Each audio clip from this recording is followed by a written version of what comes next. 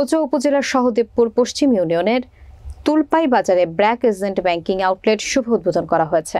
বিস্তারিত দেখুন কচুয়া প্রতিনিধি নাসির উদ্দিনের প্রতিবেদনে। সোমবার সকাল 11টায় এজেন্ট ব্যাংকের উদ্বোধন করা হয়। তুলপাই বাজার কমিটির সভাপতি মোহাম্মদ হারুনুর রশিদের সভাপতিত্বে প্রধান অতিথি হিসেবে উপস্থিত ছিলেন তুলপাই এজেন্ট ব্যাংকিং আউটলেট শাখার উদ্যোক্তা মোহাম্মদ রাসেল মিয়া।